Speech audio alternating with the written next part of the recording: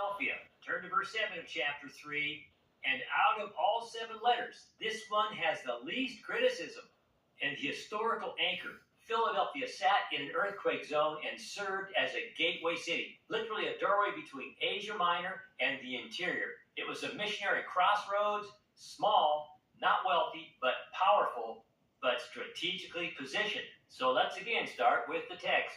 Verse 7, and to the angel of the church of Philadelphia write, these things says he who is holy, he who is true, he who has the key of David, he who opens and no one shuts, and shuts and no one opens. 4 titles there. Holy, true, he's the key holder, the door opener. That last one matters, because what Jesus opens next, no one on earth can close. Now here's what Jesus commends. Verse 8, I know your works. See, I have set before you an open door, and no one can shut it. For you have a little strength, but have kept my word and have not denied my name. Little strength, big faithfulness. Faithful to his word, faithful to his name, and Christ himself opens a door that no man can shut. And he adds a promise of vindication. Verse 9, check this out. Indeed, I will make those of the synagogue of Satan who say they are Jews and are not, but lie. Indeed, I will make them come and worship before your feet and to know that I have loved you.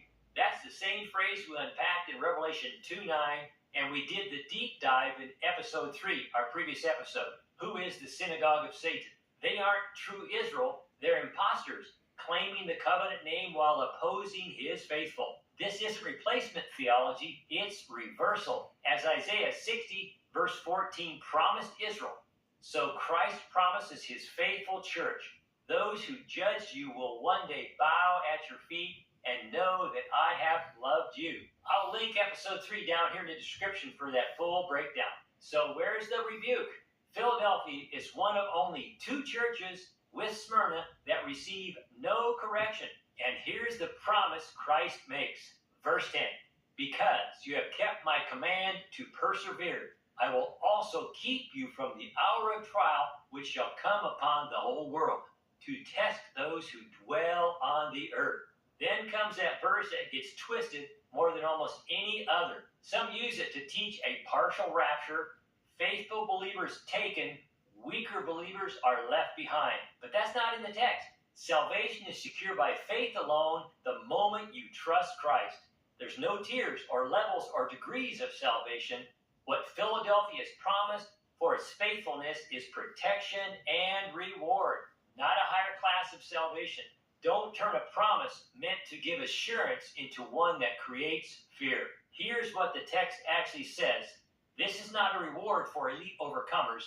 It's the rapture. Keep you from, notice that word. In Greek, it's ek, the hour, not through it. The whole faithful church is kept from the tribulation hour that tests earth dwellers. This proves the pre-tribulation rapture, and check out my full rapture series. I'll link that down below as well. Let's move on to verse 11. Behold, I am coming quickly. Hold fast to what you have, that no one may take your crown. Not a loss of salvation, loss of reward at the bema seat of Christ. 1 Corinthians 3:14 through 15, rewards can be lost, salvation cannot. But here's what awaits every overcomer. Verse 12, he who overcomes, I will make him a pillar in the temple of my God, and he shall go out no more. I will write on him the name of my God and the name of my city of my God, the new Jerusalem, which comes down out of heaven from my God, and I will write on him my new name. To those with ears to hear, listen. Verse 13, he who has an ear, let him hear what the Spirit says to the churches. Philadelphia is the missionary church. Little strength, open door, faithfulness over flash. You don't need influence to have impact.